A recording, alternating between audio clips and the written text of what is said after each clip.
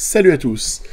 J'ai bien compris qu'il y avait un gros enthousiasme plutôt pour les Wizards par rapport aux Nets. Et donc, ce que je vous propose maintenant, c'est de continuer avec les Wizards sur cette Est, sur NBA 2K25.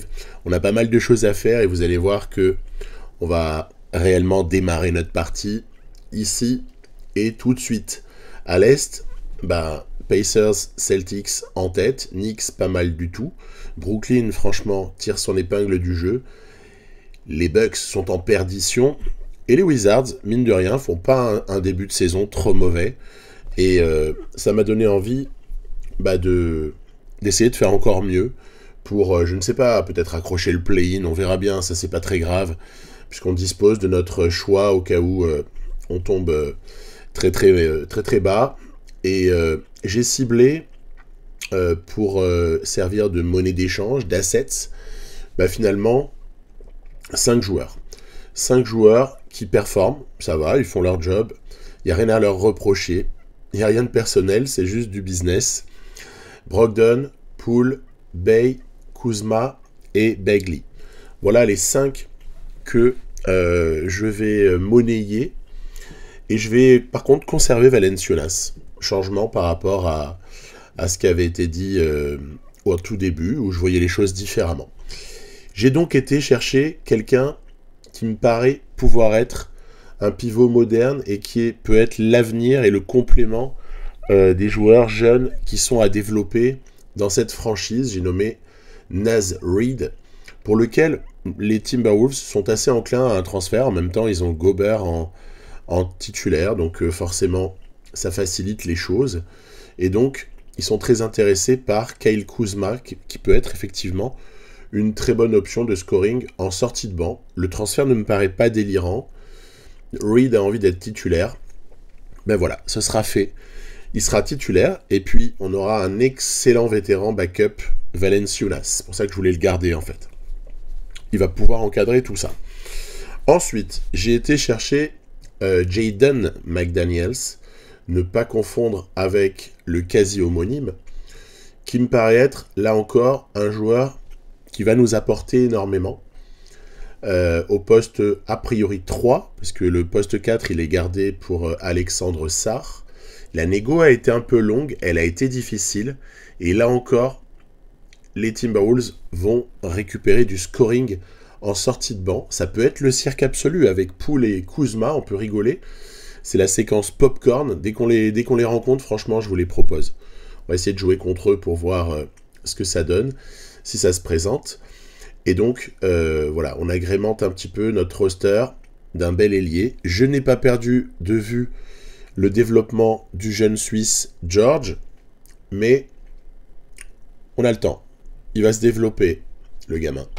Ensuite, j'ai été sur quelqu'un que je convoitais vraiment. Je n'en disais rien, mais Anthony Black me paraît être un meneur très très intéressant. Et il n'est pas du tout utilisé du côté d'Orlando. La négo a été hyper longue. Elle met en jeu plusieurs joueurs, dont par exemple Cole Anthony. Alors que moi, j'aurais aimé garder Brogdon en backup pour finalement former Anthony Black. Mais il va falloir faire avec. Cole Anthony, c'est pas non plus n'importe qui, c'est un très très bon joueur. Le deal permet au Magic de se débarrasser de Jonathan Isaac, qui apparemment n'est pas en odeur de sainteté. C'est un peu comme les Hawks avec Capella. En fait, il y a des joueurs que le jeu veut absolument bouger. Donc ils ont voulu me refourguer Isaac. Bon, pas de souci. Puis moi, j'aurais donc bien voulu conserver Brogdon comme mentor de Black, mais ce ne sera pas le cas. Donc, on n'a pas pu faire autrement. On a même sacrifié un petit tour là de 2027, mais aucun problème. On sera bien plus fort à ce moment-là. Il n'y aura pas de problème à lâcher ce pic. Surtout qu'ils nous ont donné un autre en échange. Et alors, je vois tout de suite les levées de bouclier. Oui, encore Jonathan Isaac. Non, mais attendez. C'est transitoire. Il va apporter ce qu'il va apporter. Et peut-être qu'à un moment donné, on lui proposera d'aller enrichir défensivement une équipe qui en a davantage besoin. Mais avant l'avènement de Alexandre Sarr, qui devrait être assez two-way player dans le genre, je veux profiter de cette opportunité. on me le donne sur un plateau, voire même ils veulent s'en débarrasser, ils payent pour s'en débarrasser, donc je prends. Dans la foulée, rotation avancée, dans laquelle Valanciunas sortira du banc, comme John Isaac, dans un rôle assez similaire à celui qu'il avait à Orlando, ou qu'il a à Orlando IRL, on va dire. Derrière, donc, un gros prospect. Et puis après, on ménage des minutes à George, à Carrington, voilà, pour le moment. Partage des minutes au poste de meneur. Kispert en sortie de banc. McDaniels, évidemment, titulaire avec Naz Reid et Bilal Coulibaly pour encadrer tout ça. Moi, ça me paraît être une très très bonne base pour la suite. Et je pense qu'avec cette équipe-là, on a moins de scoring de manière claire et apparente, mais encore une fois, la nature va avoir du vide. Donc, le scoring, il sera occupé par d'autres gens. Et je suis pas du tout inquiet de ce côté-là. On perd beaucoup de points par match, mais on va sûrement avoir une redistribution. Et j'ai hâte de voir ça et de vous le proposer de suite. Auparavant, un tout petit œil sur l'aspect financier, l'aspect salarial. Alors, on a des contrats qui sont tout à fait acceptables, même si celui de McDaniels va en croissant. Mais c'est pas grave, il occupe de la place, mais il est très fort. Après, c'est une vraie monnaie d'échange également. Isaac, vous voyez, c'est dégressif après, enfin, c'est un petit peu rigolo la manière dont c'est réparti. Et puis, sinon, après, pas d'inquiétude, on va avoir presque 90 millions à dépenser à la free agency suivante. Donc, confiance, même s'il y a des options à activer, alors on va dire 75 millions, allez. Carrington sera donc mentoré par, j'ai pas trouvé mieux, j'ai pas assez de joueurs vieux dans cette équipe pour le moment. On essaiera de s'ajuster par la suite. Mentoré par Isaac, donc là vraiment il y a mieux à faire. Isaac n'est pas assez vieux pour que le mentorat soit efficace, etc. Ensuite, le petit George, j'ai pas pu faire autrement que le mentorer. Donc il a vrai potentiel, il faut développer tout ça, on va voir, mais j'ai pas trouvé mieux que Valanciunas pour le mentorer, pour en faire une véritable force au poste, peut-être jouer comme ça, vous savez, à la Jimmy Butler, dos au panier, donc à voir, est-ce qu'on va réussir à faire cette mutation pour George, en tout cas ce développement. Et puis après, pour Alexandre Sarr, j'avais quand même un bon candidat afin de devenir beaucoup plus fort sous le cercle et beaucoup plus présent dans la raquette. Richon Holmes va avoir ce job vis-à-vis d'Alexandre Sarr. Donc maintenant, il faut regarder ce que ça donne en match et puis il faut aussi simuler tout ça. Alors vous doutez bien, j'étais tellement impatient de voir ce que ça pouvait donner que j'ai joué le premier match que je pouvais, quoi. Donc en l'occurrence, les Pelicans, c'est une réception. Et tiens, c'est amusant, ils font jouer Zion, et ce qui est moins drôle, c'est qu'ils ont apparemment déjà Dejounte Murray qui est un peu blessé. C'est dommage pour l'intérêt du match. Vous allez voir, ça va être un match très très défensif, entre une équipe qui quand même se bat mais souffre à l'ouest, et une équipe qui se bat tout simplement et essaie de se développer à l'est. Et toujours intéressant d'essayer de prendre ses marques avec une équipe remodelée. En l'occurrence, Cole Anthony, c'est quand même excitant. Ici, hop là, commence très très bien Brandon Ingram malgré la présence de McDaniels. On a également Valanciunas qui commence pas mal dans son duel. Ils sont deux à se battre contre Zion. Il y a Valanciunas qui ici en plus le contre. Puis évidemment il y avait Naz Reid en tout début de match. On se partage le temps de jeu. On arrive en fait à défendre, c'est le fait du match. C'est qu'on défend énormément les tentatives des Pels, les pauvres. Et puis après on arrive même à libérer quelques shooters. Ici c'est quand même sympa. C'est l'ami Anthony Black qui artille à 3 points. Il a un peu d'adresse, ça fait plaisir. Derrière, encore une très très bonne défense qui va être conclue par Coulibaly, bien sûr. Ici, contre-attaque pour Bilal. Les pick and roll sont pas mal défendus, à tel point même que Anthony fait du très très bon boulot lui-même en défense sur McCollum. Derrière, c'est Caviar pour Bilal, encore une fois. Donc ouais, ça me plaît. Il y a un peu de showtime là-dedans. Regardez la jolie action ici de Anthony Black. Hop là, qui vient glisser la balle dans une position où peut-être beaucoup l'auraient raté. Donc il me plaît bien ce joueur. Derrière, regardez, quelle défense. Naz Reid, il a littéralement dégoûté Zion près du cercle. Zion, il doit se taper Isaac aussi à d'autres moments. Murphy ici face à JV. Échec pour l'attaquant. Donc voilà, c'est ce que je disais juste avant. Le fait du match, c'est cette incroyable défense ici même. Black qui contre Brandon Ingram. Incroyable niveau défensif pour cette équipe des Wizards nouvellement constituée. Apparemment, Reid, McDaniels sont super heureux d'avoir enfin un rôle majeur. Bon, McDaniels était déjà titulaire hein, du côté de Minnesota. Et puis, Black est enchanté de pouvoir servir son nouveau compère Alexandre Sarr, alors qu'avant, Black n'avait pas de temps de jeu. Et puis Naz Reid, regardez, va briller dans le Money Time. Il va ici poser un écran, se mettre dans le corner et être clutch, puisque c'est lui qui rentre, ce qui doit être évidemment le tir de la victoire, même si Brandon Ingram, oh là là, tiens, on a un petit doute, il remet tout le monde à 2 points. Derrière, c'est le jeune George que j'ai fait rentrer, pouvoir tirer les lancers, pas mauvais. Et puis surtout, on a été maladroits, hein, mais ils ont été encore pires que nous, avec beaucoup de lancers francs ratés aussi. Enfin, c'est trop. 4 sur 11 ratés, c'est beaucoup trop. Après, donc, ça, voilà, c'était un match plutôt pour les rebondeurs. Et on peut pas dire que... ça ait brillé offensivement. Pour notre part, il faudra attendre de prendre un peu plus de marques. Mais bon, gros match de Black quand même. On le notera. Bilal aussi. Et puis après, en face, c'est quand même Ingram qui a pris tous les shoots. Hein. Et Zion qui a été en énorme souffrance. Il leur manquait vraiment l'ami Dejounte Murray. Alors que les Rockets, eux, sont au complet. Donc, vraie opposition. Une équipe qui est classée quasiment comme les Pelicans. Peut-être même un petit peu moins bien. Et pourtant, ça regorge de talent. Je ne sais pas trop pourquoi ça ne marche pas en simulation de saison comme ça. Cette équipe des Rockets. Parce qu'elle est vraiment splendide. Et on se dit qu'il faut appliquer les mêmes recettes. Vous allez voir qu'on va revenir sur Terre très amèrement.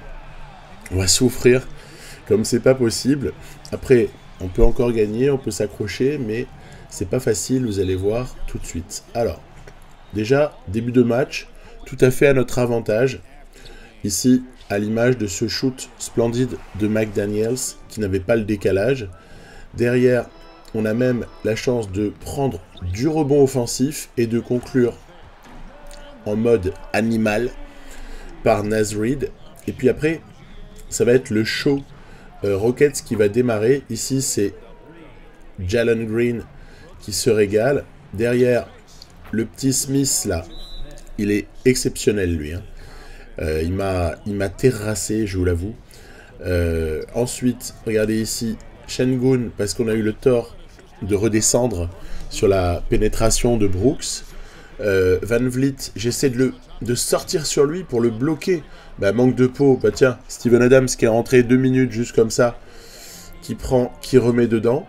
Derrière, en plus, on se prend des fautes offensives. Ici, c'est Cam Whitmore qui défend super bien. Très belles entrées en jeu, en fait, de certains joueurs. Ici, regardez. Ça illustre le match, ce truc-là. C'est Eason qui arrive à taper le ballon alors que Sarr allait au dunk. On a des shoots ouverts et on ne les rentre pas. Et on commence à accuser un petit peu de retard au panneau d'affichage, mais rien de définitif. Ici, ça va me tuer, cette action. Sengun, qui a la vitesse de l'éclair, est allé vite se positionner alors qu'il restait presque pas de temps derrière la ligne à 3 points et qui nous plante. Alors, on essaie de faire ce qu'on peut. Kispert a été pas mauvais sur les quelques ballons qu'il a eu. McDaniels continue à essayer de sauver la face au niveau du scoring, mais regardez, Sengun qui pose un écran pour Van Vliet, lequel décale Pour Smith, mal défendu par Alexandre Sarr, ou alors tout simplement talentueux. Voilà. Et derrière nous, on n'arrive pas à rendre ces paniers. On commence à souffrir pas mal. Ça joue à 2000 à l'heure. Regardez, cette action, elle est somptueuse. La contre-attaque modèle. Et elle plante un véritable dagger dans notre cœur. Voilà. Donc, tout ça pour dire que on aurait pu avoir une fin de match serrée si Şengün ne l'avait pas décidé autrement. Et on va même, voilà, ici, très joliment joué au post-up pour Dylan Brooks. Et encore une fois, une tentative qui avorte. Voilà, bon, n'en jetez plus. On ne reviendra jamais. Et on sera complètement battu ici, dépassé. Donc voilà, si l'on pensait que ça allait être un long fleuve tranquille, pas du tout. Il y en a encore énormément de boulot pour développer Carrington, George, Sarr, bien sûr. Là, c'est vraiment un chantier. Et puis après, les joueurs qu'on a pu ramener, ils sont très très bons. Mais là, on a été en face de Rockets qui était vraiment on fire et il n'y avait rien à faire. Donc, c'est bien aussi de voir nos limites à ce moment-là. Savoir qu'on est quand même vraiment à notre place. Voire même le classement actuel, avec 16 victoires et 18 défaites, il est même... limite, il est flatteur, hein, en vertu de ce qu'on représente. C'est-à-dire pas grand-chose en NBA à ce stade. Donc, petite leçon d'humilité. Allez, on avance un petit peu. Dans la foulée, je me suis permis une petite entrée en jeu pour essayer de gérer la fin de match contre les Sixers qui font une mauvaise saison. Une action pour illustrer ce match-là. Celle-ci où on finit par contrer une tentative un peu désespérée et bla, terminé sur du jeu rapide en contre-attaque. Bravo le repli défensif des Sixers. C'est Bilal Coulibaly qui s'amuse. Et bon, une victoire assez solide contre Philadelphie. Après, dans la foulée, Chicago se bat un petit peu sous la barre des 50%, mais ils se battent bien, et ils nous battent, d'ailleurs. Dans la foulée, ok, ici, dis donc, qu'est-ce qui se passe? On gagne des matchs contre de très bonnes équipes. Et puis après, forcément, je me suis permis de jouer, vous en doutez, contre l'équipe désormais popcorn de la NBA, puisque en plus de Julius Randle, on a Kyle Kuzma et Jordan Poole depuis ce transfert qu'on a fait. Alors, ouais, j'ai l'air de rigoler, mais c'est quand même une équipe sérieuse, hein, 26 victoires, 12 défaites, ils sont tout en haut de l'Ouest avec 2-3 autres équipes. Et puis, ils n'ont pas eu de mal à reconstituer une rotation très très cohérente, hein, puisqu'ils ont, du coup, je m'en doutais, mis Edwards en 3, mis DiVincenzo dans le 5, donc il n'y a pas à rougir. Et nous, c'est un vrai combat, hein, qu'on engage ici. C'est très intéressant. Alors, le début de match, il va être un peu compliqué parce que Julius Randle joue chaleur, pour être très très franc. Et nous, on essaie de se battre. Bon an, mal an. Edwards ici, qui travaille face à Bilal Coulibaly, qui heureusement a bien défendu le talentueux arrière des Timberwolves. Nous, on a ici un très joli système qui aboutit sur un shoot à 3 points de Cole Anthony. Et c'est comme ça qu'en fait, le premier quart-temps n'est pas franchement en notre défaveur. On défend pas mal. On arrive à trouver ici, vous voyez, quand Rudy Gobert est sorti, du coup, ils font jouer Randle en 5. Randle, on peut aller chercher les fautes. D'un autre côté, il a la mobilité pour lui-même ensuite en provoquer d'autres. Donc, c'est des petits échanges de lancers francs ici entre Valanciunas et Julius Randle. Dans la foulée, ici, il y a une action qui va me déplaire énormément parce qu'on est encore une fois passé sous l'écran alors que j'avais demandé de passer au-dessus des écrans. Et là, c'est Black qui est clairement en cause pour faire briller en plus Jordan Poole. Ici aussi, très très bien joué, je parlais de mobilité. Randle a moyen de faire des vrais dégâts.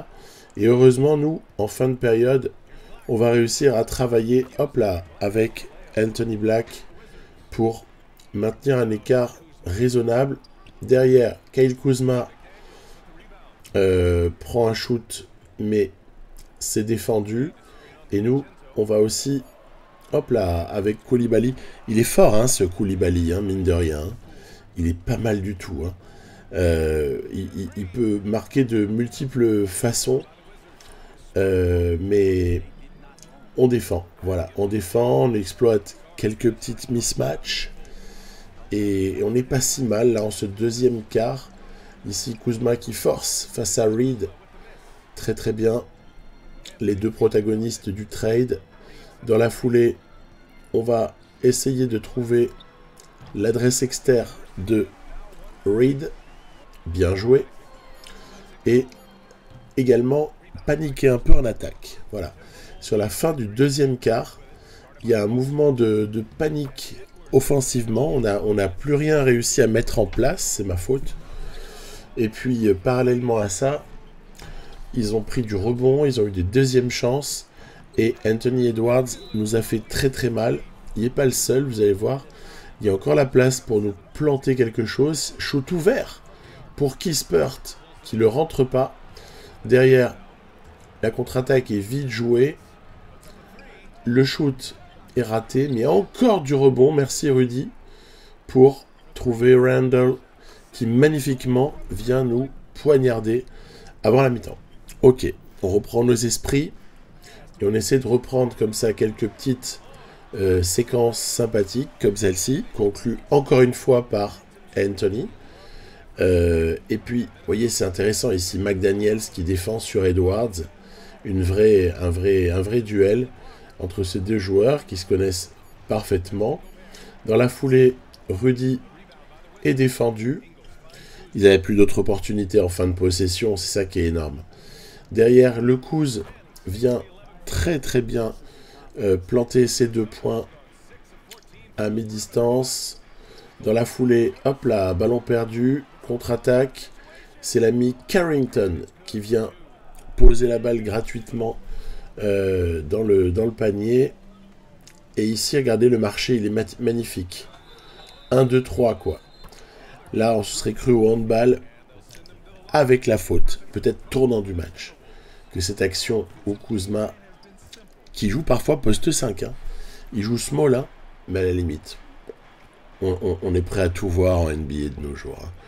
Moi, j'ai plus d'interdit, ni plus de tabou, hein, parce que j'ai compris que tout était possible. Plus 4 à ce moment-là, parce qu'Edwards nous fait très très mal. Et derrière, on a besoin de shoot, on a besoin d'adresse. C'est McDaniels ici avec son Arkin shoot à 3 points là. Magnifique. Derrière, on force Rudy encore une fois à prendre un shoot sur lequel il n'est pas dans sa zone de confort. On a un ballon pour passer devant. Eh bien, on va pas se gêner. Pick and roll mal défendu. Gobert n'a pas été assez vif. Conley était pris dans l'écran. Parce que en plus, Naz Reid, il pose de super bons écrans. C'est assez énorme. Hein. Derrière, encore une situation défendue par Naz Reid. Et ici, je pète un plomb. C'est pour ça que j'ai figé l'image. Car en retour de temps mort, hein, Edwards marque sur la tête de Naz Reid.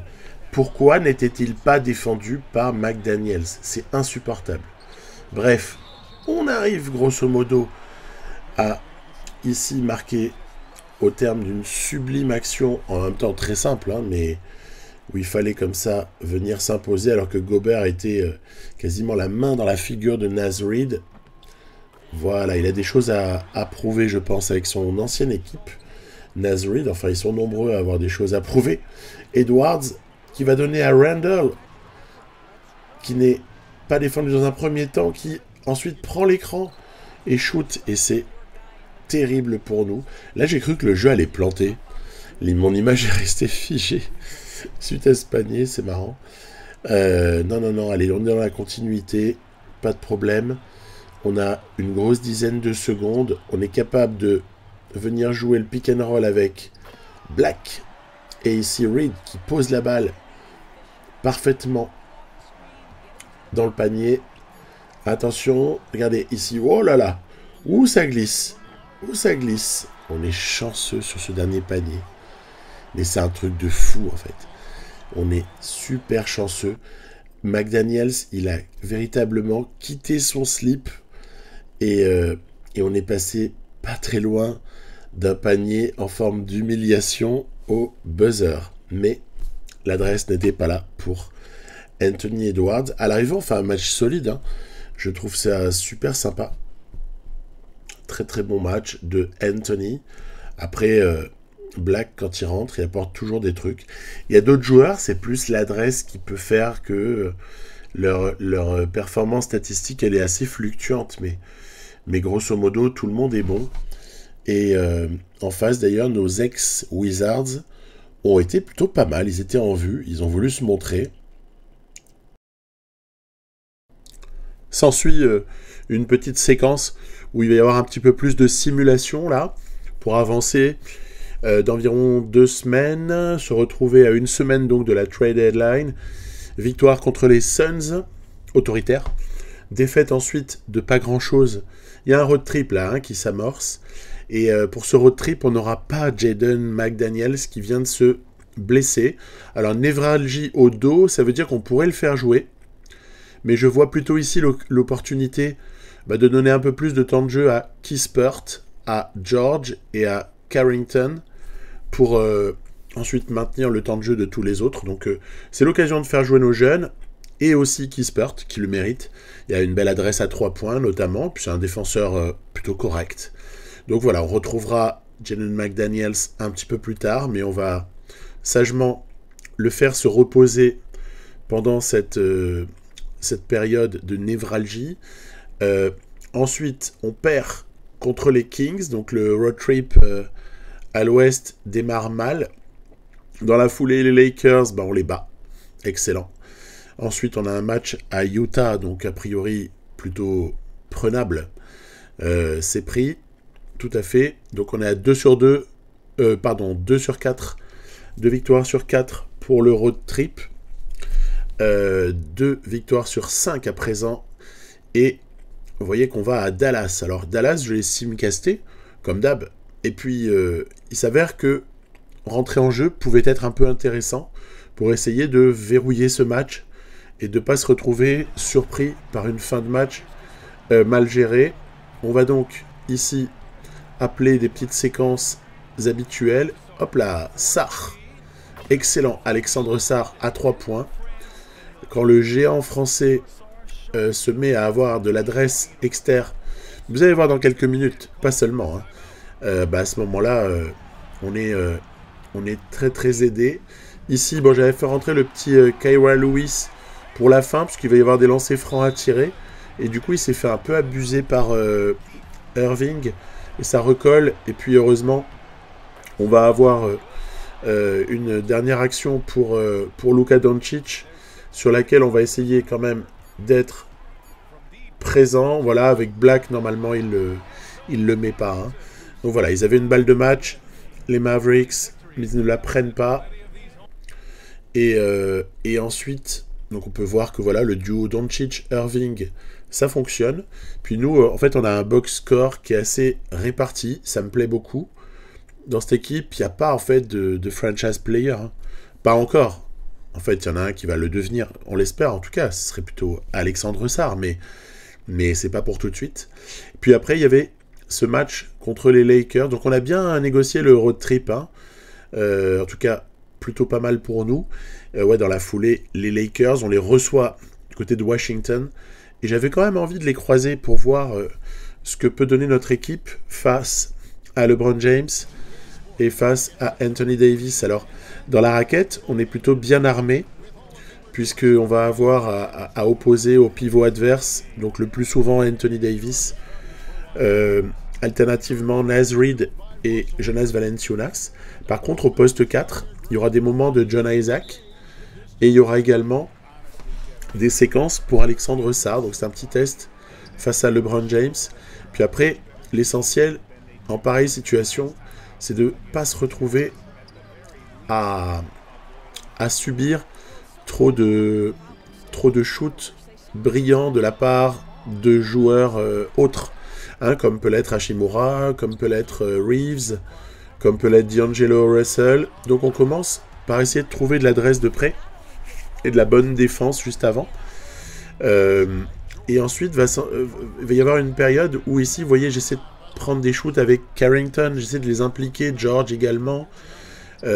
Mais ça va nous coûter relativement cher, cet atermoiement défensif ici, où Hachimura, sur un faible marquage, arrive à trouver la solution. Ici, backdoor, Black qui se fait avoir par Russell. Ça combine un peu trop facilement sous notre cercle, et ça prend une vraie avance. Nos shoots ne sont pas réellement ouverts, et puis Carrington ne les convertit pas.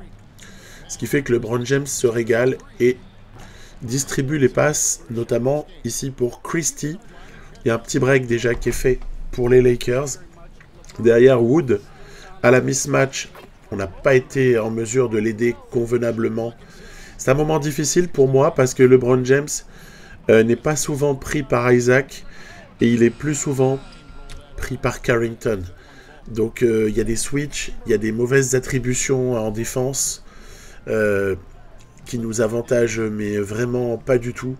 Ici, LeBron qui va se régaler. Hop là, il a le premier pas plus rapide que Jonathan Isaac et il en profite. Donc on prend cher et on concède également quelques lancers francs de LeBron James. Il peut en mettre, comme ici. Il en met l'essentiel. Il peut aussi en rater, auquel cas il faut en profiter. On est à moins 10 et il reste quelques secondes avant la mi-temps. Regardez, Kispert pour un shoot à 3 points très opportuniste qui nous permet de tourner à moins 7 seulement. C'était capital de le rentrer celui-là. Merci pour le lancer également. Signé LeBron. Il nous lâche 4 points en fait de différentiel là-dessus. L'ancien numéro 23 des Cavs. Alors, d'ailleurs il a le 23 aux Lakers, c'est rigolo. Donc, LeBron James va être au troisième quart-temps peut-être un petit peu moins en réussite. Je dirais il le faut parce que sinon on va trop souffrir. Ici c'est Sarr qui, je ne sais pas s'il le contre ou il le conteste, mais en tout cas le résultat est là. Et on a aussi possibilité de jeu à deux. Regardez, Kispert qui va appeler le pick and pop ici de Naz Reid qui shoot au-dessus de Russell. C'est facile pour lui. Il est très grand et qui nous permet de recoller.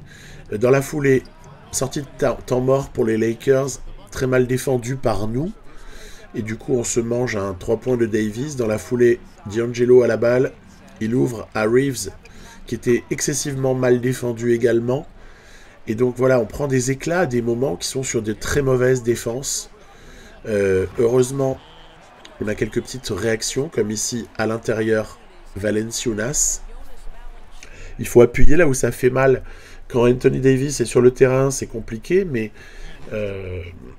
on doit pouvoir arriver à trouver des solutions. Ici, c'est Black, en sortie d'écran, magnifique, qui enquille un tir à 3 points très important. On est au contact en ce quatrième quart-temps, et on peut encore espérer peut-être remporter ce match.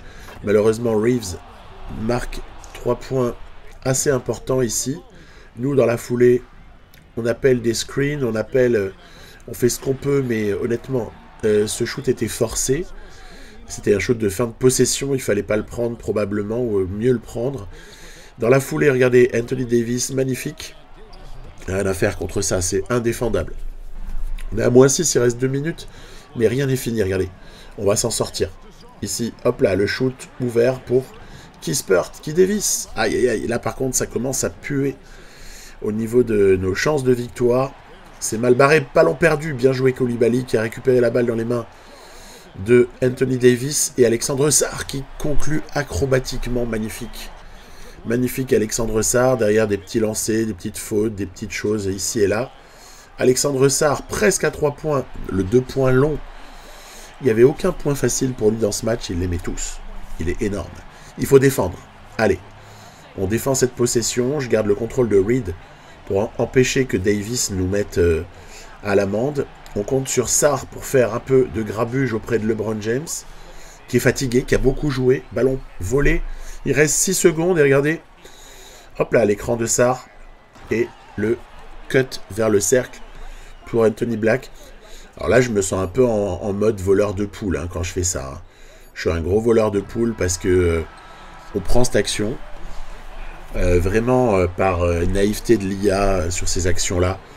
Russell qui se fait manger dans un écran, mais bon, vous me direz, quand tu regardes un match NBA, ça arrive, mais ça arrive pas pour la dernière action, pour le panier du match.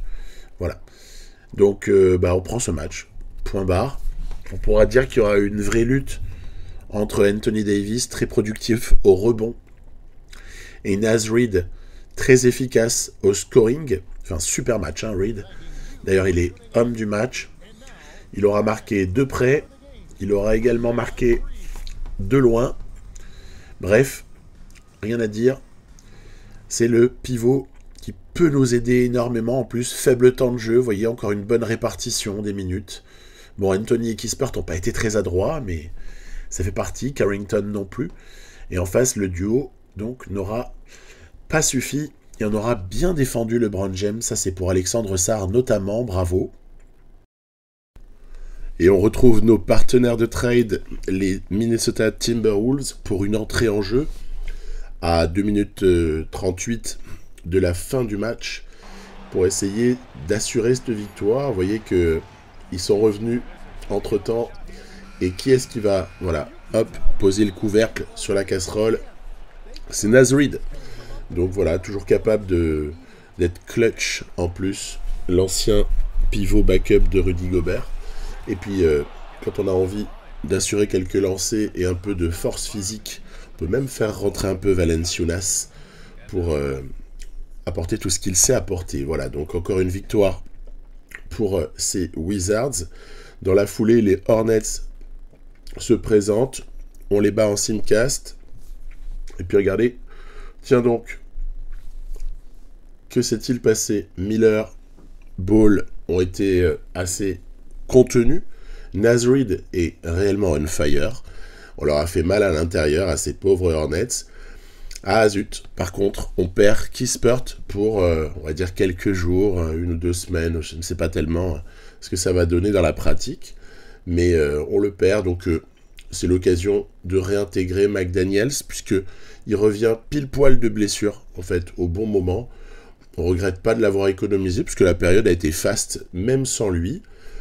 Et comme ça, on a même pu quand même donner ce temps de jeu à George et Carrington, entre autres, parce qu'au final, on a aussi d'autres jeunes qui jouent, mais ça, c'est devenu maintenant une évidence. Hein. Et que dire? Que finalement, sur cette période-là que je vous ai proposée dans cet épisode, je pense que finalement, les trades ont été plutôt gagnants. Regardez, nous, on a eu 12 victoires et 5 défaites sur cette période-là. Pendant ce temps, les Timberwolves ont pu faire évoluer un peu leur rotation. Ils sont passés d'une situation où Naz Reid et McDaniels sortaient du banc pour finalement intégrer 2 nouveaux joueurs, Kuzma et l'ami Jordan Poole, bien sûr. Jordan Poole sort du banc et Kuzma a pris une place de titulaire par moment. C'est assez intéressant. Et ils ont un bilan relativement équilibré sur la période. Après, ceux qui gagnent vraiment dans le trade, en vérité, c'est le Orlando Magic. Parce qu'ils passent de 14 victoires et 22 défaites. Vous allez voir, ils passent à un bilan positif. C'est quand même extraordinaire. Ils passent donc à 26-25, c'est-à-dire qu'ils ont gagné 12 matchs et perdu seulement 3 matchs dans cette période-là. Donc eux, le trade, il leur a fait un bien incroyable. Marvin Bagley a piqué la place de Wendell Carter. Brogdon est en 6e homme, ça on pouvait s'en douter. Saddiq Bey doit apporter quelque chose, voilà. Donc c'est très très positif pour le Magic, mais très très positif pour nous aussi. Et donc on peut regarder les stats indives, même si elles ne sont pas hyper spectaculaires. Oui, on n'a pas encore des stats individuelles à montrer qui sont dignes de superstars, bien évidemment. Au contraire, c'est une équipe dans laquelle il y a un vrai partage des rôles. Naz Reid quand même et Anthony font du super job. Nos 2 petits Frenchies s'épanouissent avec des statistiques qui ne comptent pas pour moi à ce stade-là. Faut juste regarder la progression des joueurs. C'est comme Anthony Black. Puis après, on a la solidité de quelqu'un comme Valanciunas. Et puis la suite de l'apprentissage pour George et Carrington. Voilà. Je crois que la transition, là, elle est toute trouvée. Et je n'allais pas non plus passer sous silence ce qui se passe de côté de Brooklyn, parce que Brooklyn est vraiment très intéressant. Quand on a modifié un effectif comme je l'ai fait sous vos yeux pour l'épisode précédent, on n'a quand même pas envie de laisser tomber les choses. Alors, c'est pas parce qu'on va privilégier les Wizards qu'on va pas s'intéresser aux Nets tout de même. Je vous le dis. Donc, au poste de meneur, Schroeder est vraiment le leader. Il est vraiment en train de faire une période assez fantastique. On a des jeunes à développer, Keon Johnson, pas mal du tout. Grady Dick, bien évidemment, pour lequel on a fait un trade. Et je suis très très heureux de sa présence. C'est typiquement le genre de joueur prolifique et prolifique à venir, surtout, qui va nous servir. Cam Johnson, j'y tiens assez. Dorian Finney-Smith et Zaire Williams, sont vraiment intéressants. Zaire Williams aussi avec son envergure, entre autres, et son potentiel restant. Le petit Whitehead, honnêtement, je demande à voir, parce que c'est sincèrement un joueur de banc à venir qui peut être précieux. Et puis après, il y a même Watford. Franchement, Watford, il est plutôt sympa, même si le potentiel n'est pas dingue, mais petit stretch fort là, intéressant. Franchement, pourquoi ne pas profiter de la qualité générale de Ben Simmons? Et puis après, évidemment, on a dans la raquette 3 joueurs intéressants là aussi, décidément. Il y a du monde, que sont Claxton, Sharp et Clooney. Clooney avec même un profil de stretch 5 à venir qui peut être plutôt très intéressant, avec du potentiel restant. Donc, eu égard à tous ces éléments, laisser tomber les Nets, c'est complètement fou et un peu bébête. Surtout que je vous ai cité donc plein de joueurs qui sont très intéressants en vérité. Il y a énormément de joueurs à conserver. Et puis en plus, il y a un cap space de dingo à l'été. Donc ça veut dire que on a même moyen d'aller comme ça choper une superstar pour venir agrémenter le tout.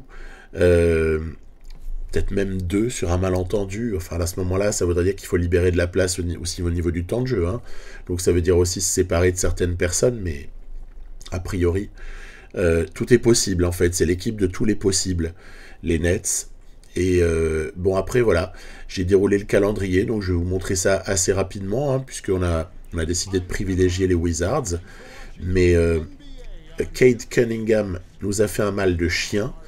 Il est très très fort. C'est vraiment un joueur qui peut faire gagner le match à lui tout seul, à une équipe comme Detroit. En tout cas, il m'a largement écœuré. Et ensuite, on est capable de prendre beaucoup de matchs ensuite en simulation. Vous verrez, je rentre un tout petit peu à des moments, mais rien de bien flagrant. Dans la foulée, on bat le Jazz.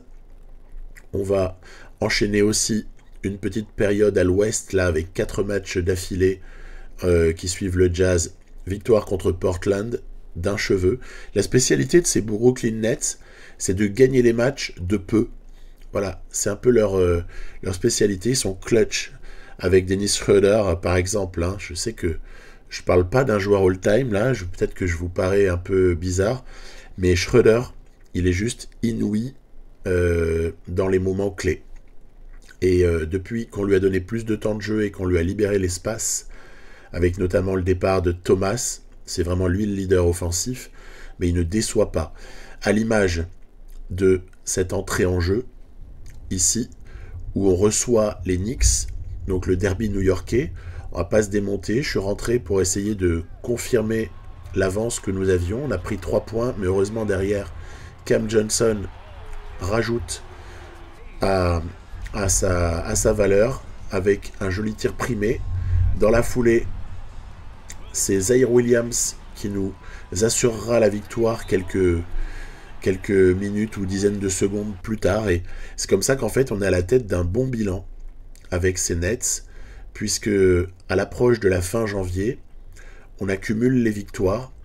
Ici, c'était donc encore une fois, bon bah c'était le duo Schroeder-Cam Johnson, hein, mais on a toujours des gens qui scorent. Rotation resserrée du côté des Knicks, on a l'habitude.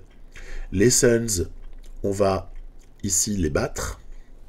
On va également affronter le Heat. Attention, le Heat peut être équipe piégeuse pour ces Nets, parce qu'Adebayo peut nous faire beaucoup de mal. Ben non, vous voyez, Adebayo ni Butler, personne n'a été en mesure de faire si mal que ça à nos Nets.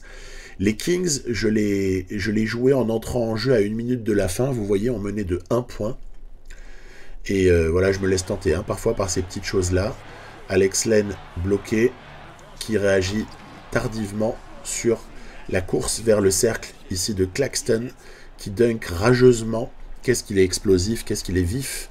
Alors ok, c'est un petit fil de fer, hein, Claxton par certains aspects. Mais qu'est-ce qu'il est précieux, en plus il n'est pas maladroit au lancer, à proprement parler. Et il peut comme ça permettre de confirmer une victoire importante face aux Kings. Dans la foulée, les Hornets, on va également gagner avec cette fois-ci une explosion de points. Bref, tout va très très bien à ce moment-là. Il y a une double confrontation ici avec les Rockets à 3 jours d'intervalle. Le premier match est pris. Le deuxième l'est également. Ce qui veut dire que on est encore toujours aussi solide. Et puis vous voyez, match contre les Wizards. Donc on a recollé par rapport au calendrier que je vous montrais juste avant. Et donc on va arrêter l'avancement du jeu à ce moment-là pour l'épisode. Pour constater que Claxton, franchement, est dans les 10 meilleurs rebondeurs de la ligue, statistiquement. Grady Dick grandit. Ben Simmons continue à faire du Ben Simmons. Schroeder est vraiment incroyable. Il est en 27 minutes en moyenne et un pourcentage à 3 points plus que correct. Il est à 18 points par match. C'est notre véritable leader offensif, disons-le. Donc c'est vraiment une renaissance pour Dennis Schroeder, qui a enfin peut-être la reconnaissance qu'il mériterait, je pense. Cam Johnson, en sortie de banc, c'est très solide. Puis après, il y a des apports légers, mais de qualité, de Hayes, de Zaire Williams. Milton, quand on fait appel à lui, mais c'est pas fréquent. Et puis je suis content parce qu'en fait, on arrive à faire tout ça avec Clooney, Sharp, Whitehead, Keon Johnson et Trendon Watford, qui ont vraiment du temps de jeu. Bon voilà, ça se passe vraiment super bien. Après, sur le plan des bilans et du classement, le classement, il est à ce stade-là assez formidable pour les Brooklyn Nets, qui se retrouvent à 32 victoires et 18 défaites en deuxième position de l'Est, après 50 matchs, quand même, c'est significatif. Les Wizards sont à 27 et 22, donc c'est encore assez serré. Eux, ils vont devoir batailler plus longtemps pour peut-être accéder au play-in ou au play-off. Et puis la catastrophe industrielle du moment, c'est celle des Boston Celtics, qui malgré la présence, et puis j'ai surveillé les blessés, il n'y en avait pas tant que ça, voire même presque pas. Catastrophe totale des Celtics, qui sont 21e efficacité défensive, et qui se retrouvent avec un bilan qui n'est pas du tout à la hauteur de ce qu'il devrait être. C'est marrant, il y a encore Lonnie Walker qui est là. Bon, je ne sais pas quoi penser. Peut-être prendre leur contrôle et forcer des victoires, parce que c'est inadmissible dans une partie d'avoir les Celtics à ce niveau-là. Bon, après, il y a accident industriel aussi du côté des Sixers et des Bucks, mais ça, on y était un peu préparé. Donc voilà l'état un petit peu de la partie à ce moment-là. On va ensuite franchir la trade deadline, on voguera vers la fin de régulière et vers les playoffs. Juste vous montrer qui est favori à ce stade-là pour les titres, les trophées individuels. Alors, Luka Doncic se retrouve favori pour le titre de MVP à ce stade-là. C'est aussi dû au bilan des Mavericks, qui est le meilleur à l'Ouest à ce stade. Après, il est talonné par des joueurs pour lesquels on n'est pas surpris. Après, pour le Rookie of the Year, ça va nous échapper. Ce sera sur Maurice Haché. Voilà, parce qu'il a peut-être plus de liberté, il a plus de shoot et il est plus NBA ready. Peut-être pas le même potentiel non plus, peut-être qu'on le dépassera largement. Après, on remarquera que Kuzma et Brogdon sont dans les favoris pour 6e homme. Wembanyama favori à ce stade-là pour DP of the Year. Et il y a aussi la meilleure progression, le Most Improved Player pour Kate Cunningham à ce stade, mais Cole Anthony n'est pas très loin. Ce sera quand même dur d'aller chercher Cunningham vu la saison qu'il fait. Et Schroeder, clutch par Kia, lol. Il fallait bien qu'on ramasse quelque chose. Attendez, c'est pas fait encore. On n'est pas encore début avril. Voilà. Donc à bientôt pour l'épisode suivant. À plus.